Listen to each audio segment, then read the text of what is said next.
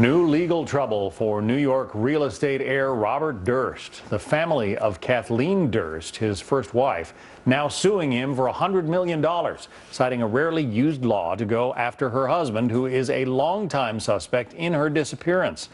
Kathleen Durst vanished more than 30 years ago. Robert Durst is currently being held in New Orleans on a gun charge. He also faces murder charges in California in connection with the death of another woman. Earlier this year, his legal troubles were featured on an HBO documentary series. And during the taping of that series, Durst was overheard on a microphone saying this. Kill them all, of course. Killed them all, of course. Joining us now, Lise Wheel, Fox News legal analyst, and Robert Bianchi, criminal defense and trial attorney.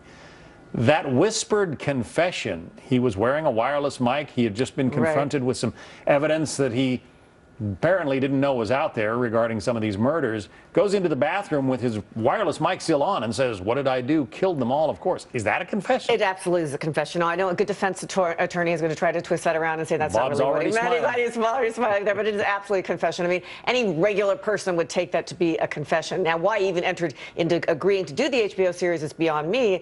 As a prosecutor, I love it because, of course, they were not working with the prosecutor, but towards the end there, they were getting some information from both sides were going back and forth. So I think it's a confession. I'm sure you'll twist it in some way that is, unrecognizable to me. All right. Is it a confession, first of all? Well, it's not a matter of twisting anything. I was a homicide prosecutor for many years, and what we know as prosecutors, and a good defense attorney knows, is that the judge charges the jury that oral statements made by defendants have to be highly scrutinized as to the context, the person saying it, their mental state, the condition they were in. So he makes this kind of strange comment from a strange guy. While it's not a good thing for a defense attorney, I think it's something that's going to be completely navigable, because he's saying, of course, I killed them all. It almost sounds like he's saying strange. Very strange. This is a guy who lived as a woman, dressing up in drag and pretending to be a widow or something.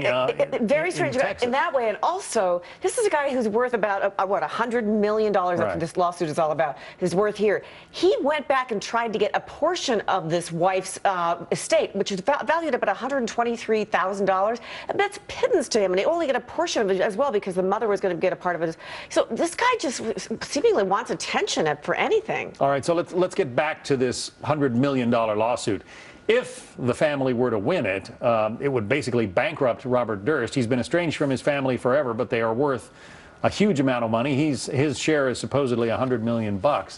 They are saying that he has denied them the opportunity to bury their loved one, his first wife. Do they have a chance? Now, listen, I think they're going to have one major problem right from the beginning. It's called the statute of limitations. There is a certain period of time that people have to file a lawsuit, and the family have been blaming him for her death for a very long time. So the first thing that the defense attorneys are going to do is say that this lawsuit is way out of time in terms of filing it. However, should they be able to proceed with that lawsuit, just because they asked for $100 million doesn't mean they're going to get $100 million. The standard of proof is lower in a civil case, preponderance of the evidence, not proof beyond a reasonable doubt, and then the jury will ultimately decide how much that's worth. But if they can show by preponderance in front of a civil jury that he was responsible for her death, therefore denying him the right to bury her body, which is, rarely used in New York, but it is a law here in New York, they have an excellent case if they can show that. I'll tell you, John, where I think this case tactically is going to go, and I think you would agree.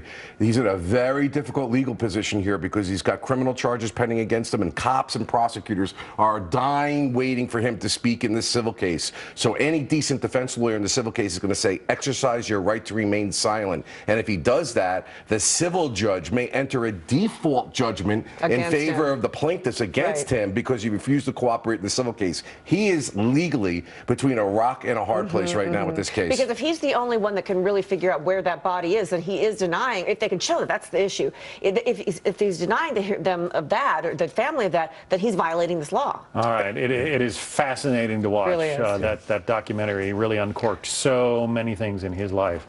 Lise Wheel, Robert Bianchi, thank you both. You got it.